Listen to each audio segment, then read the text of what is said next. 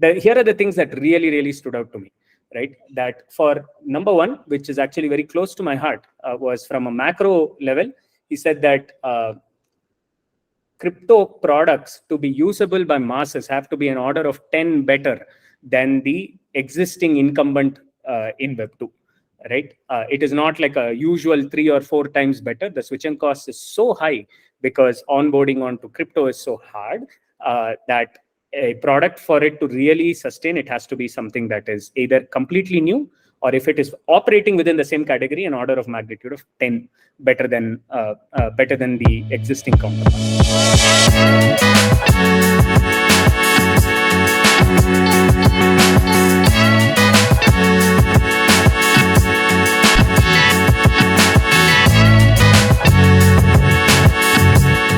Hi Raghu, welcome to yet another episode of the Web3 Normies. This time we are doing a bit of a role reversal. I will be asking some questions and Raghu will be responding to them. So how do you feel about that? Interesting. This was, I'm still kind of in the afterglow of the subject matter of what we're going to talk about today. But if you haven't already seen in the caption, I had the opportunity of meeting Vitalik. That is my don't steal my thunder. Don't steal my thunder. I need to do this. I'll stop. You do. It's okay. It comes very naturally to you, so I get it. But let me try. I won't be as good, I know, but let me try. So today what we're gonna do is we are gonna do the next best thing to having Vitalik on the Web3 Normies podcast. It is getting Raghu to describe how his meeting with Vitalik was this week in Bangalore. So as a lot of people in the ecosystem must have seen, Vitalik was in town and Raghu had the privilege of meeting him. So we just wanted to do a quick pod on this meeting and how it went and just understand what went on. So Raghu, any opening remarks? Yeah, man, it was a very heady feeling. So it was like this large round table and Vitalik was kind of sat in the middle of it. It was like, I think 30 of us who were called in on a morning where, the full capacity was 30 people and there were 3 people to meet. One was Alex and Tyler Cohen, and then the other was Vitalik. Up until the time that I actually went there, I wasn't sure that he was actually there. Okay, so I'm like, firstly, the organizers of the event were actually Web2 people, right? Shout out to Tanuj for actually following through. Tanuj Bhojwani, you should hit him up, follow him on Twitter. So we got kind of called in for we heard a month back that hey, Vitalik is coming to town. Okay, and we were like, okay, cool. Let's see if this actually happens. Cut to 3 days before this meetup that happened. None of us have gotten invites and no information about what is happening up until then. Vitalik with dosa appears in that in a photograph with Sandeep, around him. And then, that's when he's here. Okay, so he's here, but why will he want to meet like this category of people? Right, and then the guys at People Plus AI, the organization that actually put this together, told us that Vitalik actually wants to meet emerging builders, people who aren't famous, because the guys who are famous perhaps already meet him. He wants to get in touch with the people nice. who are so awesome. So we go up to this 5-star hotel outside the conference room. All familiar faces in there, in and around. It's like, is he actually there? And then somebody comes in and says, "Hey, if you want to keep it down, Vitalik is having a meeting on the inside." And then we're like, "Whoa, okay, he's actually here." And then when we entered in, he's wearing this, bright red kurta, and is he as lanky as he looks in his photos? I've actually seen him once. He is, but how is he now? I feel the photos perhaps do exaggerate how lanky he is. He's like a skinny guy, right? Like, if you see him up front, he's like a typical skinny guy. So we went in.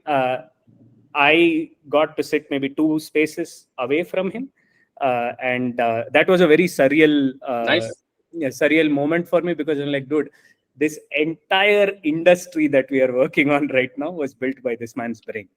Okay, so I think the first 5 minutes for all of us was just like all of us looking in awe. Okay. Yeah. Oh my God, he's And actually here and he's actually spending time with us. So, it you know what was. this reminds me of? It sounds very much to an average Indian like the frenzy leading up to the release of a potential blockbuster movie, right? Correct. Correct. RRR, for instance. Oh my God, movie's gonna release. Oh, 1 month to go. Oh, 3 days to go. I still don't have tickets. Yeah, no, I think And so. and yeah, I mean also and I mean Vitalik, for whoever doesn't know, who is not like Web3 guy here at more typical normie. Vitalik is the co-founder of Ethereum, the second largest blockchain after Bitcoin, and he is yeah, a giga brain. And we'll come to that in terms of him thinking about his roadmap, etc. But he's like probably like in the top three people, maybe number one as well on most days, right? In terms of like importance to the ecosystem, as Raghu mentioned. So, which is why we do have like a bit of a fanboy moment describing him, and I think he truly deserves it, in my opinion, at least. So, yeah. What exactly was the occasion for Vitalik to visit India? And like, was there like other than meeting you guys, was there like anything else that was there on his plate? The agenda seemed pretty unclear, man. I felt like he wanted to get a sense of what the Indian landscape was. And also, there was a crypto plus economics type of thing with him and Tyler Cohen. They were perhaps launching a book. In fact, I was very impressed with Tyler Cohen as well and some of the work that he had done. But this particular meeting, I think he just wanted to get a lay of the land, right? Like who's building what, what are the things, what are the issues that are here, what use cases are there, Yep. what to expect from this part of the world. I think the coolest thing was that room was, I think, the smartest early stage guys in India. It was very, very cool. Like again, very familiar people as well, but at the same time, just kind of sitting there among these people was just the brain power in that room. Even minus Vitalik would have been pretty nice. Pretty up there. So that was that was very and looked like even Sandeep had flown down for the occasion. Was he there in that as well? He was not there in that, but I do know that he was around at that time. Aniket was from Biconomy. He was he was there inside in the room as well. A lot of account abstraction things, and one good thing is that even Vitalik can't keep track of all the EIP numbers and what they actually mean. When he was speaking about it, but it was really cool. The room itself was worth being in, even if Vitalik wasn't there. Nice. And yeah, I mean, like getting to like the discussion itself, right? Were there like any key takeaways for you? One in terms of the technical side of Web3 and ecosystem account abstraction that you were mentioning, etc., and also more at like a personal level as well. I think, dude, there's so much to say, right? Like I think there were a couple of companies building managed rollups, and there were a lot of specific questions around, okay, how should I go about thinking about this? What is in Ethereum's roadmaps with all this proliferation of rollups that are coming up? And one could even to a large extent say that the largest modular chain is actually Ethereum, given the number of L2s and rollups that are there right now. Builders have a lot of options when it comes to being able to build on an EVM of such. The stark difference for me was that the conversation was not as technical as it could have been. It was actually very sociological and community, human behavioral in that sense. And for me, I guess those were the biggest takeaways that I could get. Don't get me wrong. I mean, there were obviously a lot of, like for example, EOAs and their interaction with on-chain smart contract wallets. What is next in the rollups side of things? How to increase scalability with like sharding that Ethereum will continue to build. But all of those discussion points eventually comes down to why this is important and why this is necessary, why decentralization is necessary, right? And so I'll probably give you maybe 3 or 4 things that really stuck with me from that place. And of course, if you kind of look up Twitter, a lot of the Indian and Bangalore community has put up their learnings about this. I guess you will immediately see the first part of their tweet threads would be about about something very specifically technical, and the second part would actually be about people and intentions and community and things like that. So here are the things that really, really stood out to me, right? That for number one, which is actually very close to my heart, was from a macro level. He said that crypto products to be usable by masses have to be an order of 10 better than the existing incumbent in Web2, right? It is not like a usual 3 or 4 times better. The switching cost is so high because onboarding onto crypto is so hard that a product, for it to really sustain, it has to be something that is either completely new, or if it is operating within the same category, an order of magnitude of 10 better than the existing counterpart. The second thing he said is that decentralization perhaps exists in a spectrum, right? The core of any system that holds the most power and is capable of most evil should definitely be decentralized, and that is where use cases fit. The peripheries where this should put everything on chain is perhaps not that necessary, right? And his vision was that the core stuff will actually be on public chains, and the peripheral stuff will actually go into enterprise blockchains. And these were words that he actually said. Now, in the eyes of the crypto janta, this could be a bit of an app chain or a subnet or a supernet, or however you guys want to think about it. But he was essentially like, that part, the periphery does not need to be decentralized. The core 100% needs to be as decentralized as possible. There was a lot of emphasis on zero knowledge proofs and why it is important, right? And again, privacy for the sake of privacy is perhaps not a great way to get started, and it is incredibly hard to monetize. However, privacy as an incidental feature that exists in something that is perhaps more efficient or functional is a better way of taking a product to market. When you have scale, privacy is something that you can use to levy power or levy policy within that system. And case in point, Apple, right? Now, kind of coming to the more human aspects of it, the question that I got to ask him was like, hey, did you plan all of this out, right? And I was expecting the typical builder answer that, oh no, we kind of went along the wave and we got all of these things. And in typical Vitalik fashion, he kind of looked me dead in the eye and said, yeah, man, we did think about all of this from the very beginning.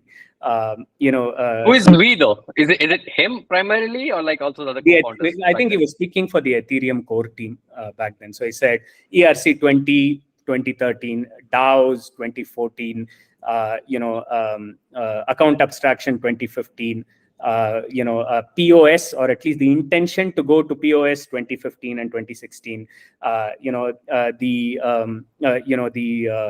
Sharding 2015, 2016, but they perhaps got distracted between 17 and 20 as they were building other things out. The only thing that he didn't take attribution for was NFTs. He's like, NFTs just kind of happened, So, and then he gave me the sense of somebody who probably had some divine brainwave that came into him and just was able to kind of articulate all of this very early on, kind of giving them the roadmap.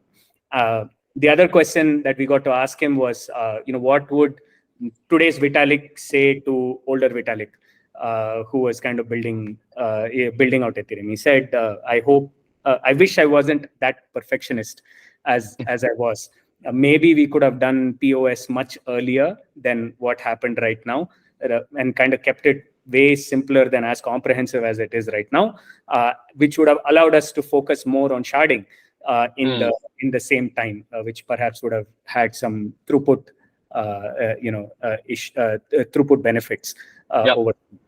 So I guess that was a really important thing. And then I think to the philosophy of decentralization itself, the one line, and I tweeted about this as well, was, he said, decentralization does not mean an absence of leaders. Decentralization means many more leaders within the same system.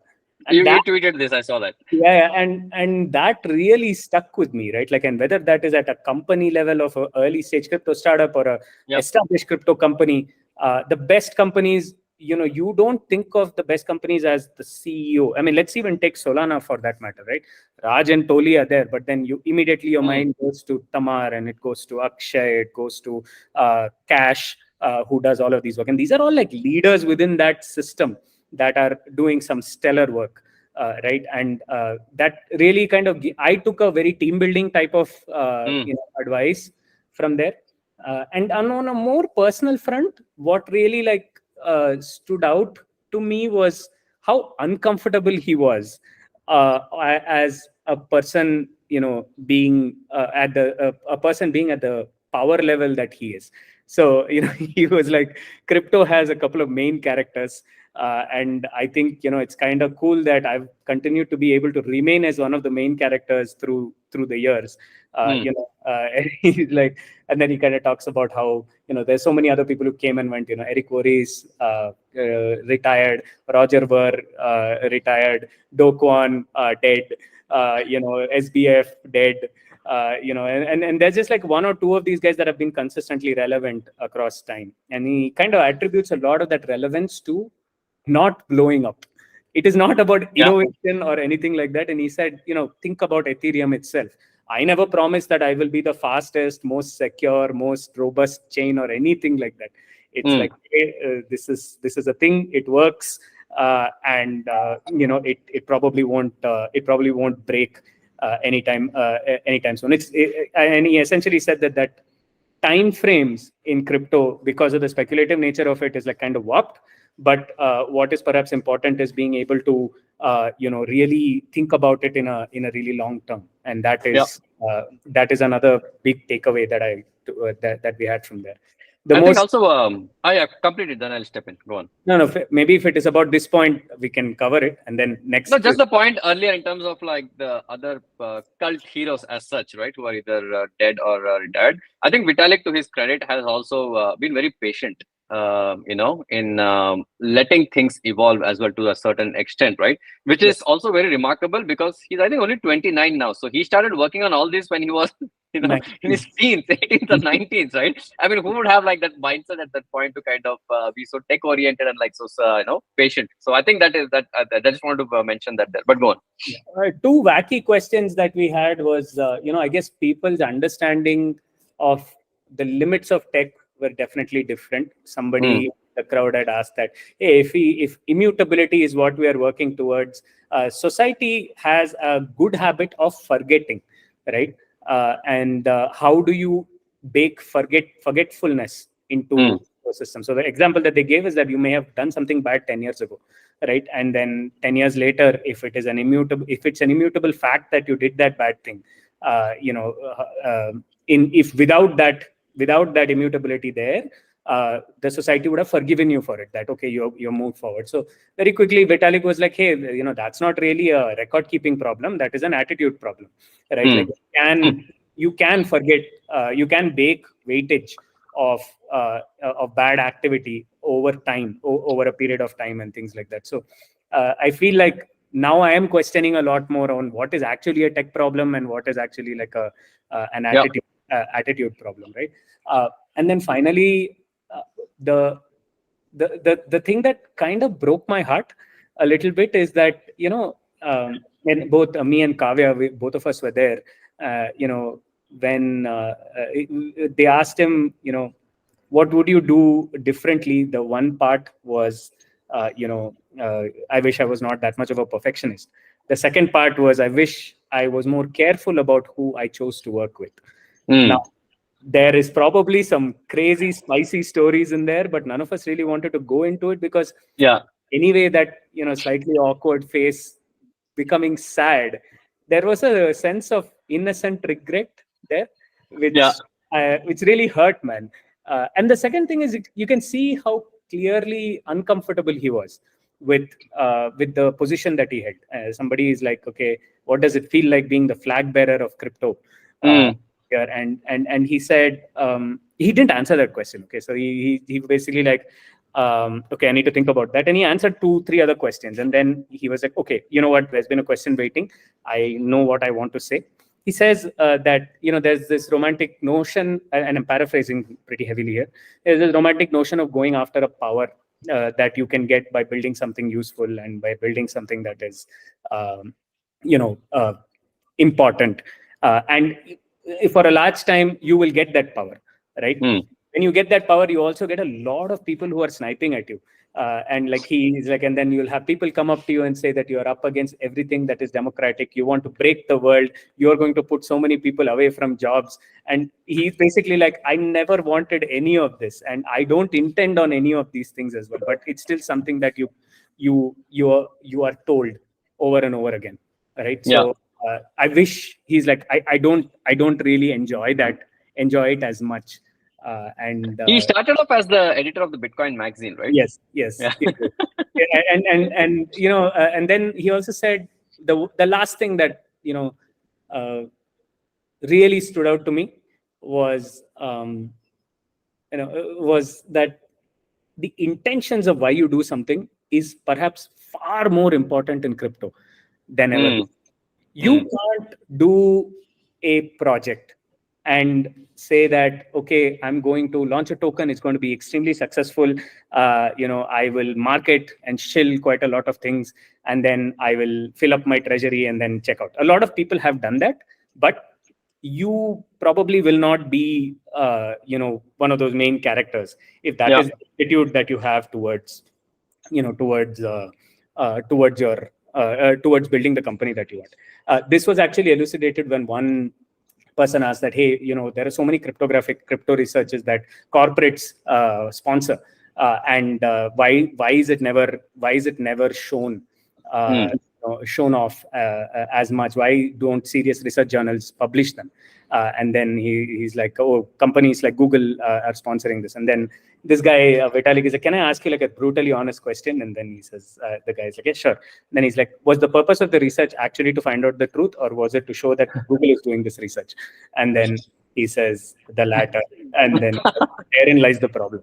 And this is not true for this. It is true for almost entirely all parts of the industry. And I think one thing that I will give my dad a lot of credit for is that he articulated this when I was very young. And to hear Vitalik kind of say those same lines kind of makes me want to go and think about what else my dad told me. But if there's one thing that you can take away from this, is that it is good to be smart, but it is smarter to be good. So and I think it's more true on crypto because it will show it, given how transparent these things are. It's also very important because we are in a way here to create like a very disruptive change for the greater good, right? So it is definitely smarter to be good as opposed to the other way around. Fair point. Yeah, man, there's so much that I'm definitely not covering at this point. But that's good though. I mean, it just feel like at least for everyone listening, including myself, that okay, we can get a lot more insight into how Vitalik thinks on a technical side and also on like a philosophical side. Technical, it's good that they didn't go too technical, I guess, because it gets very difficult when Vitalik gets technical. No, not really, man. Actually, he's explaining things super simply. If you know your primitives well, you can follow most of those conversations. Yeah, he's just it's so lucid in his mind that the first thing is that it'll shock you as to like how is he even thinking like this, right? But in the long term, I guess it is. If you listen carefully enough and if you're in full attention, you'll hold on. When speaking, he's very articulate and I would say easy to understand, but you can comprehend if you've been in the space. When he writes and when he goes into those long feature articles on his website, that's why it gets okay. You have to focus. India specific, right? Did he? Do you have any insight or like any takeaways on what he perceived of India as an ecosystem as well out of all of this? He was very honest about it. And in fact, in that room was also Pramod Verma. Pramod Verma was is the chief architect of the UIDAI, and this is the company or the organization that built UPI, Aadhaar, and ONDC, right? Yes. So if you think about an open protocol, it is perhaps the most widely used open protocol in the world.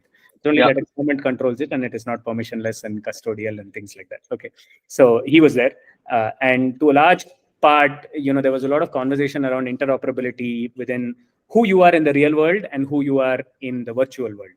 Virtual world privacy, pseudonymity, anonymity, all of these things are super important. But in the real world, because there are real world implications to your actions, there has got to be some level of overlap between the two things. I guess what he was very open about saying, which I liked, was that he did not try to make any assumptions. He's like, I feel like I don't know the system as well as I should before being able to make a comment about it, which I thought was a very mature, learned thing to say. But I felt like he was observing a lot, that, okay, what kind of builders come from here? What kind of things are worked on in this part of the world? And there was, I think that the government here, the organization UIDAI, is talking with Vitalik pretty closely on figuring out what to do next. There were conversations about, hey, we will chat later and all of that before they parted away. But again, like, what was really cool is that I think when the official programming ended, a lot of the people kind of left because, some parts of the conversations are very Web3 native. And kind of the room ended up being maybe 8 people or 9 people, right? And he just sat down and chilled with us for the next hour, right? Nice.